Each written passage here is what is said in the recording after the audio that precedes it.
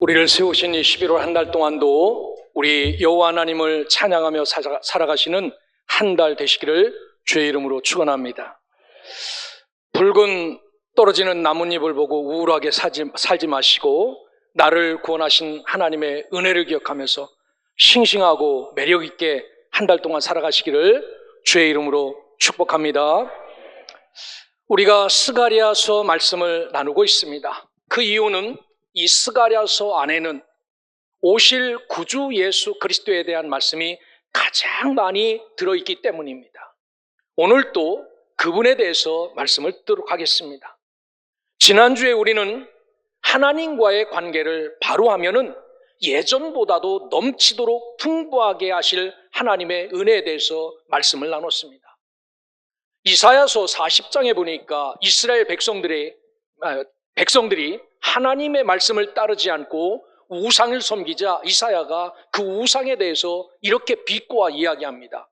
우상은 산에 있는 나무를 베어다가 사람의 손으로 깎고 그것이 보잘것없으니까 금메끼, 은메끼 칠해서 흔들리지 않도록 그대로 세워놓는 게 우상인데 거기에다가 복 달라고 손으로 비는 게 그게 말이 되냐? 그 우상이 너희들에게 복을 줄 수 있느냐라고 물어요. 여러분 맞지요? 다 우리 눈에 보이는 우상들은 기계로 찍어내든지 사람의 손으로 깎은 겁니다. 그런데 이것을 이스라엘 백성들이 살고 따랐어요. 믿고 살았습니다. 그래서 그 죄로 그들이 뿔뿔이 흩어지게 되었고 남의 나라에 종살이하게 되었죠. 그런데 그것을 다 청산하고 이제 돌아오면은 예전보다도 더 넘치도록 풍부하게 하실 이 하나님을 의지하며 살라라고 말합니다. 그리고 그 구체적인 예로 네 뿔의 환상을 보이며 하나님은 4명의 대장장이를 동원해서 쇠를 다스리고 가꾸는 대장장이를 통하여서 그 뿔로 받고 쑤시고 아프게 했던 그 모든 뿔들을 다 떨어뜨리고 깨부수겠다라고 말씀합니다.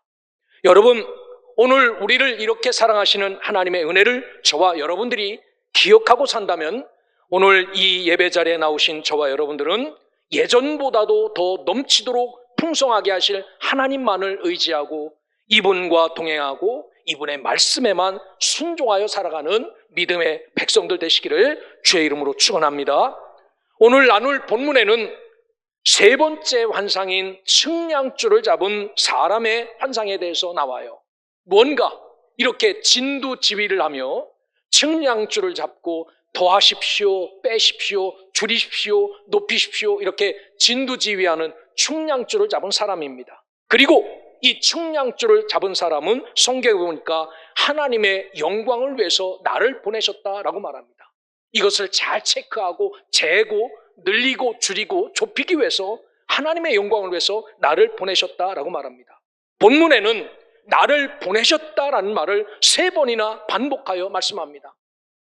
사람이 만든 것도 아니고 사람이 세운 것도 아니고 하나님이 보내셔서 세우신 분이다라는 그런 말씀입니다. 그런데 그분은 누구신가? 다름 아니라 우리 가운데 머무실 분이다라고 10절에 이야기해요. 사랑하는 소명의 성도 여러분, 우리 가운데 머무시며 나의 가는 길을 재어주시고 인도하시는 그분이 누굽니까? 다름 아닌 나와 동행하시는 성령 하나님 우리 구주 그리스도라는 사실을 기억하고 이 마지막 시대에 임마누엘 하신 그리스도와 함께 하나님의 영광을 위해서 동행하며 살아가는 믿음의 자녀들 되시기를 주의 이름으로 축복합니다. 오늘 1절에 보면 이렇게 말씀합니다. 내가 또 눈을 들어본 즉 한 사람이 측량줄을 손에 잡았기로 라고 말합니다. 이어서 2절에 보면 내가 어디로 가느냐라고 물은 즉 내게 말하되 예루살렘을 측량하여 그 너비와 길이를 보고자 하노라 라고 말합니다. 스가랴 선지자가 환상을 보는 겁니다. 측량줄을 잡고 있는 사람이라 아마 예전에도 이 줄을 잡고 있는 사람이 무서웠던 것 같습니다.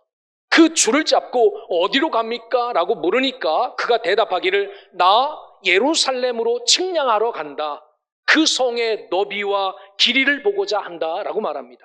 여기서 예루살렘을 측량한다라는 것은 이거 뿔을 이야기하면서 심판을 이야기했지만요, 이 예루살렘을 측량한다라는 이야기는 재건과 보호와 함께하기 위한 설계를 이야기하는 겁니다. 그래서 이 하나님의 천사가 이 측량줄을 잡고 예루살렘을 측량하러 간다는 것은 예전에 뿔들이 받아 넘기고 깨치고 부순 것과는 정반대로 다시 세울 하나님의 거룩한 나라가 어떻게 세워지는지 보호하고 함께하고 재건하기 위한 설계죠. 여러분, 우리가 나눴던 계시록 11장 1절과 2절에도 뭐라고 말하냐면 하나님의 성전과 제단과 그 안에 경배하는 자들을 측량하되 성전 바깥 마당은 측량하지 말고 그냥 두라. 이것은 이방인에게 주었은즉 라고 말합니다. 측량하여 그 측량 안에 있다라는 이야기는요, 하나님의 통치와 보호함에 들어있죠. 우리 교회로 주위로 다 재개발이 되어서 우리도 땅을 쟀지만 저 사람들도 땅을 쟀습니다. 우리 안에 있는 게 우리의 권한과 우리의 통치 안에 있듯이 여러분, 우리도 주의 측량 가운데 있을 때 주의 보호와 통치를 받을 수 있음을 기억하고 하나님의 은혜 아래 거할 수 있기를 주의 이름으로 축원합니다. 성경은 계속하여 하나님의 측량줄 안에 사는 자들을 보호하시고 인도하실 것을 이야기해요. 그 아주 진솔한 말씀이 이사야서 41장에 이렇게 말합니다. 너는 나의 종이라는 겁니다. 너는 내가 택한 야곱이라는 겁니다. 내가 붙들고 있는 자고 너를 부르고 내게 이르기를 두려워하지 말라라고 말씀합니다. 그러면서 나는 내 하나님이 됨이라. 내가 너를 굳세게 하리라. 참으로 너를 도와주리라. 참으로 나의 의로운 손으로 너를 붙들리라 라고 말합니다. 그렇습니다. 하나님의 은혜 아래 하나님의 측량줄 안에 있는 자들은 하나님이 굳세게 하시고 하나님이 도와주시고 하나님이 붙들고 계시다라고 말씀합니다. 뿐만 아니라 그 장을 하나 더 넘어가면 이사야서 43장 1절에 보면 이렇게 말합니다. 이스라엘아, 너를 지으신 이가 너를 구속하였고 내가 너를 지명하여 불렀나니 너는 내 것이라 라고 말씀하시면서 네가 물 가운데 지나갈 때 내가 너와 함께 할 것이다. 강을 건널 때에도 그 물이 너를 침몰하지 못할 것이다. 네가 불 가운데 지날 때에도 타지 못할 것이고 불꽃이 너를 사르르지 못하리라 라고 이렇게 말합니다. 그렇습니다. 하나님의 은혜 아래 있다라는 것, 이분의 측량줄 안에 있다라는 것은 이분이 보호하시고 안전하게 하실 것이다 라고 말씀을 들으시고 우리도 하나님이 재시는 이 측량줄 안에, 이 교회 안에, 하나님의 은혜 안에 살아가 하나님의 복을 누리며 살아가는 믿음의 백성, 하나님의 자녀들 되시기를 주의 이름으로 축원합니다. 오늘 성경에 보면 3절 4절에 내게 말하는 천사가 나가고 이 측량줄을 잡고 설명해 줬던 천사가 퇴장하고 다른 천사가 나와 스가랴 선지자를 만난 것 같습니다. 그리고 스가랴 선지자에게 말하기를 예루살렘은 그 가운데 사람과 가축이 많음으로 성곽 없는 촌성읍이 될 것이다 라고 말합니다. 앞으로 세워질 예루살렘은 얼마나 그 성이 풍요롭고 얼마나 그 성이 넘치도록 채워지는지 이 성벽을 쌓을 수 없는 성이 될 것이다 라고 말합니다. 그렇습니다. 하나님이 보호하시는 그곳에는 안전과 풍요와 보호하심이 이 측량줄 안에 있다라는 사실을 기억하고 여러분들도 믿음의 길을 걸어가면서 이런 은혜를 누리며 살아갈 수 있기를 주의 이름으로 축원합니다. 그런데 이 성을 하나님이 어떻게 하시는가? 여러분, 위기감이 있을 때는요, 성벽을 높게 쌓죠. 아주 두껍게 쌉니다. 그런데 오늘 돌로 쌓은 단단한 성곽이 없이도 여호와의 말씀에 내가 불로 둘러싼 성곽이 되며 그 가운데서 영광이 되리라 라고 말합니다. 여러분, 창세기를 읽다 보면 창세기 3절에 선악과를 따먹어 죄를 범하자 하나님이 인간이 선악과에 접촉하지 못하도록 두루두는 불검으로 선악과를 지키는 말씀을 해요. 오늘 하나님의 백성 가운데 하나님의 뜻대로 살아가는 사람들은 여호와가 불로 둘러싼 성곽이 될 것이다 라고 말합니다. 그리고 그 가운데서 영광을 받을 것이다 라고 말합니다. 이 첫 번째 의미는 다른 것이 아니라 이 땅에서 하나님을 믿고 이 땅에서 하나님 안에 살아가는 자들에게는 이런 완전한 보호와 하나님의 인도하심과 함께하심을 누리겠다라는 말씀입니다. 뿐만 아니라 여기에 있는 영적인 말씀을 살펴보면 내가 불로 둘러싼 성곽이 된다라고 말씀하시는 이 의미는 예루살렘에 대한 상징적인 말이 아니라 측량줄을 잡고 계신 그리스도의 구속으로 말미암아 앞으로 세워질 교회를 가르치는 것이며, 더 나아가서는 궁극적으로 이루어질 새하늘과 예루살렘에 대한 언약인 것입니다. 거기에 우리가 들어가기만 하면 그 누구도 손댈 수 없는 은혜와 보호하심이 거기에 있는 것을 말합니다. 따라서 우리는 마지막 시대를 살아가며 앞으로 오실 그리스도는 측량줄을 잡은 심판자로 이 땅에 오신다라는 사실을 기억하고, 하나님의 보호 아래 이 땅에서도 복과 은혜와 완전하신 보호를 누리고 살지만 하나님 나라에 가서도 그 누구도 손댈 수 없는 보호하심과 하나님의 불로 둘러싼 성곽 안에서 영원히 살아가는 그리스도의 신부들이 되시기를 주의 이름으로 축원합니다.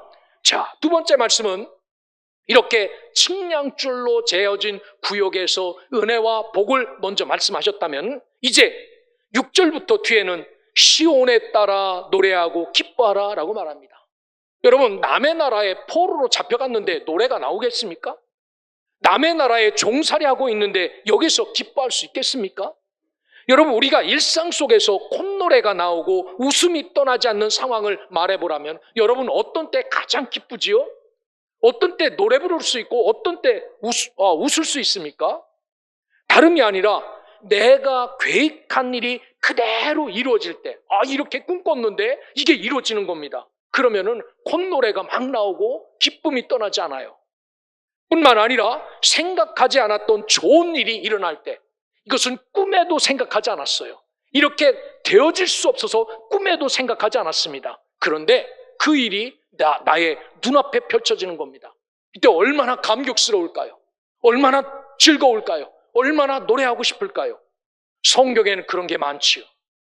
홍해가 갈라진 것 때문에 그 홍해를 건넌 이스라엘 백성들이 춤추며 노래하는 말씀이 있습니다.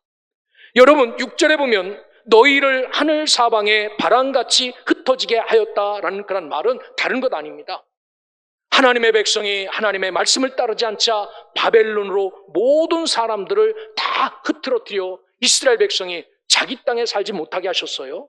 그런데 이제는 첫 절에 오호라 너희는 북방 땅에서 도피할지어다 라고 말합니다. 얘들아, 이제는 노역의 때가 끝났으니까 어서 나오너라 라는 희망을 선포합니다. 여러분, 민족의 멸망으로 포로로 잡혀갔던 그들에게 노래하고 기뻐할 수 있는 일은 어떤 겁니까? 다른 것 아니에요.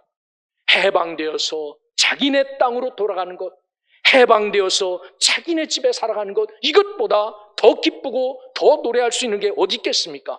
그런데 오늘 하나님은 스가랴 선지자를 통하여서 해방을 선포합니다.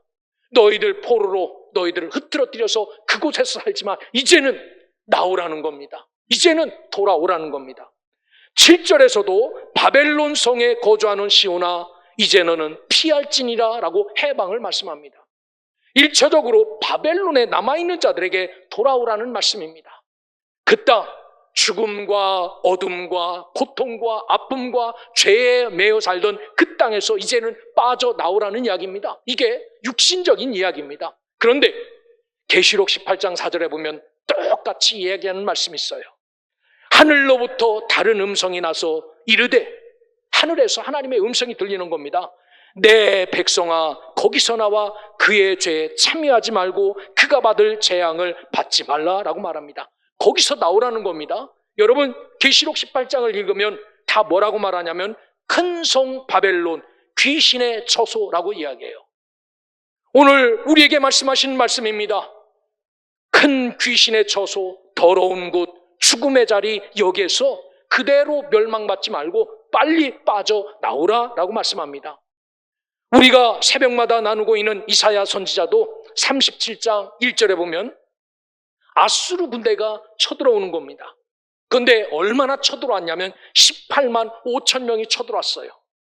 이스라엘에 여러 도시가 있는데 이미 한 도시 예루살렘만 망하고 44개 모든 도성이 다 이 아수르 군대에 함락되었습니다. 여기에 여러분들이 왕이라면 어떻게 하시겠습니까? 그래도 기회는 있다. 그래도 쥐구멍에 뱉을 것이다 라고 하면서 칼을 갈자, 활을 만들자 이러겠습니까? 오늘 성경에 보면 이런 상황의 왕이었던 히스기야 왕은 하나님 앞에 아무것도 할 수 없는 것을 알고 베옷으로 갈아입습니다. 초상칠 때 입는 그 옷으로 갈아입고 성전으로 가서 엎드립니다. 그리고 신하들은 이사야 선지자에게 보내요.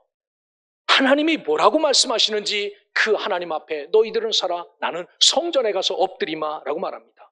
그런데 그 말씀을 믿고 기도한 결과, 근데 이사야로부터 받은 하나님의 말씀을 들려옵니다. 뭐라고 말하냐면은 이 아수르 군대가 다 포위하여 진짜 꺼질랑 말랑하는 풍전등화 같은 이 유다의 민족 앞에 아수르 왕을 두려워하지 말라라는 말씀을 들어요. 이게 하나님의 음성이었습니다.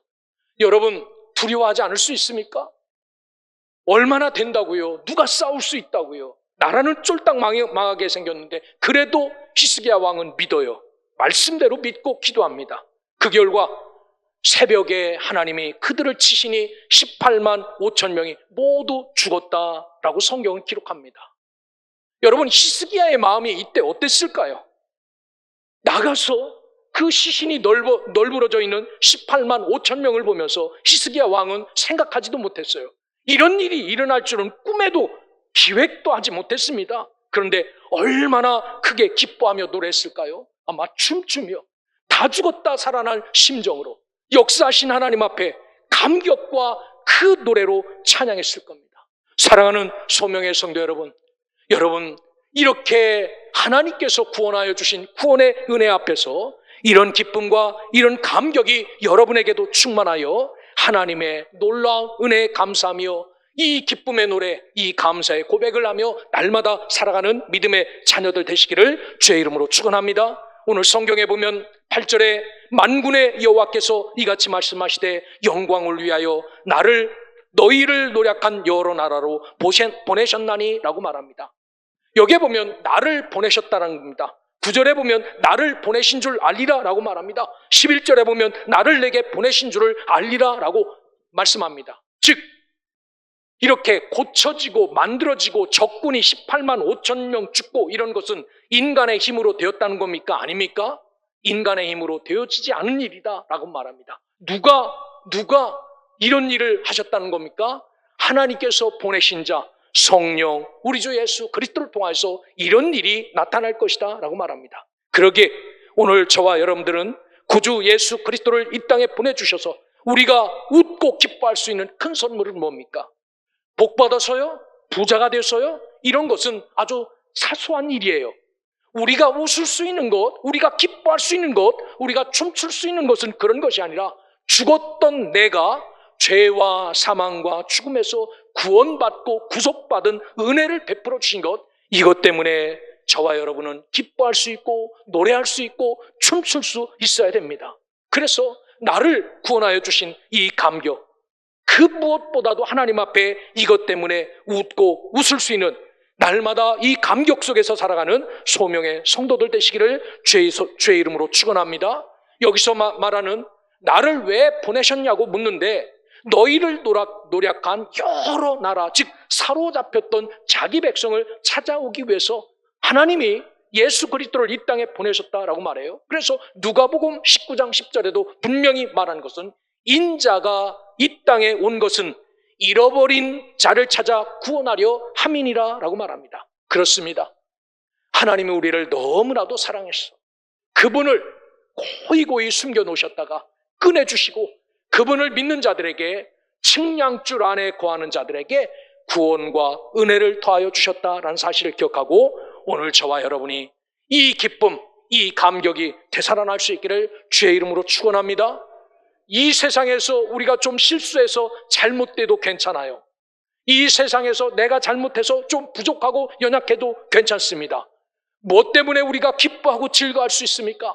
살아있다는 것, 구원받았다는 것, 죽어도 산다는 것, 이것 때문에 저와 여러분이 기뻐하고 감사할 수 있어야 된다라는 사실을 기억하고, 이 기쁨과 이 구원의 소식 때문에 기뻐하고 즐거워하며 감사하며 살아가는 믿음의 백성, 하나님의 자녀들 되시기를 주의 이름으로 축원합니다.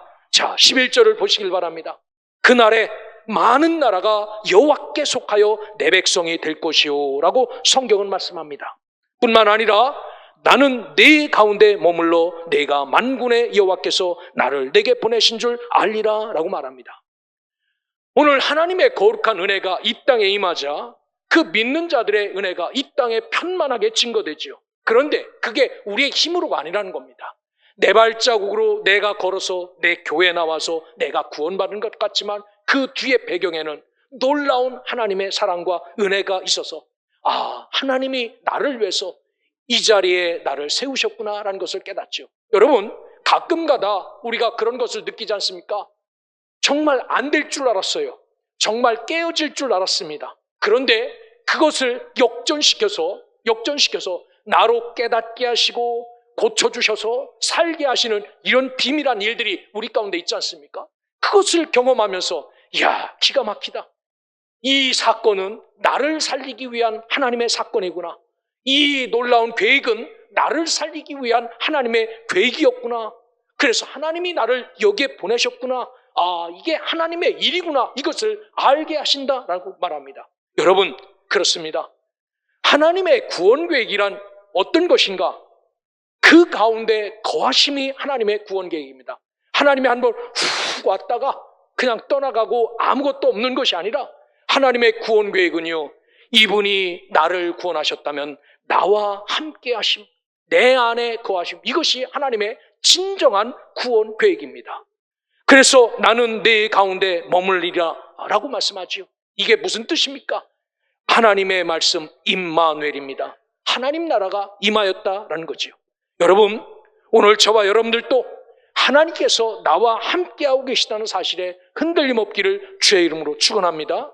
내가 불러도 대답이 없으신데요, 내가 찾아도 만질 수 없는데요, 예, 그분은 우리가 불러도 대답이 없고, 내 손을 내밀어 그분을 만지고 싶어도 만질 수는 없지만 분명한 것은 그분이 나를 구원해 주셨다는 사실, 그리고 나를 떠나지 않고 여전히 나와 함께 한다는 사실, 이것이 믿음이다라는 사실을 기억하고, 하나님은 친히 그들과 함께 하셨던 것처럼 나와도 함께 하신다라는 이 의미를 잘 기억하시고 하나님과 늘 동행하며 살아가는 주의 백성, 주의 자녀들 되시기를 주의 이름으로 축원합니다. 이제 결론적으로 말씀드립니다. 1장에서 나눴던 두 번째 환상인 네 뿔과 네 대장장의 환상이 대적을 심판하는 하나님의 계획이었고 계시였다면, 오늘 나눈 측량줄을 잡은 사람의 환상은 파괴당하고 깨져 있고 소망이 눈꼽만큼도 없는 이스라엘, 유다에 대한 회복과 확장과 보호와 함께하심에 대한 계시의 말씀입니다. 성령 하나님께서는 우리와 우리의 부족함, 연약함, 나태함, 이 모든 것들이 있다 할지라도 그분의 측량줄 안에 거하기만 하면 예전보다도 더 풍요롭게 우리의 삶이 회복되도록 부족함, 연약함, 나태함도 다시 세워주신다라는 사실을 기억하고, 오늘 우리가 하나님 은혜 아래 거하는 믿음의 백성, 하나님의 자녀들 되시기를 주의 이름으로 축원합니다. 뿐만 아니라 그분이 이 은혜 안에 살면서, 아, 이분이 나를 구원하셨구나, 이분이 나를 살리셨구나, 이분이 나를 구속하셨구나라는 구원의 감격이 여러분에게 채워지기를 주의 이름으로 축원합니다. 사람의 계획도 아닙니다. 목사가 설교 잘해서도 아닙니다. 교회가 좋아서도 아닙니다. 우리 하나님이 우리와 함께 하시고 그분이 나에게 구원을 베푸시고 떠나지 않고 나와 함께 하시기에 노래하며 기뻐하며 감사할 수 있다라는 사실입니다. 그래서 10절 말씀처럼 내가 와서 내 가운데 머물 것임이라 라고 말합니다. 임마누엘 하실 것이다 라고 말합니다. 그리고 우리를 흔들림 없도록 불성곽으로 우리를 지키시고 보호하시겠다라고 말합니다. 만약 이렇게 지킨 사람을 넘어지게 하고 쓰러지게 하는 자들은 하나님의 눈동자를 찌르는 것과 똑같다라고 말해요. 성경이 말하지 않습니까? 이렇게 다른 것도 아니고 내 새끼 죽여서 살려놓은 사람을 건드리는 자들은 그대로 두지 않겠다라고 말씀합니다. 이런 하나님의 사랑의 하나님이 나와 함께 하시는 하나님임을 기억하고 늘 기뻐하십시오. 떨어지는 낙엽 보고 우울하다라고 생각하지 마시고 죽은 나를 살려주신 분이 하나님이시구나. 기뻐하시고 감사하시고 감격으로 나를 구속하셔서 영원한 생명 주신 성령 하나님의 말씀대로 믿음의 길을 잘 살아서 하나님 앞에 섰을 때 우리 주님 앞에 참 수고했다, 잘했다라고 칭찬받는 소명의 성도들 되시기를 주의 이름으로 축복합니다.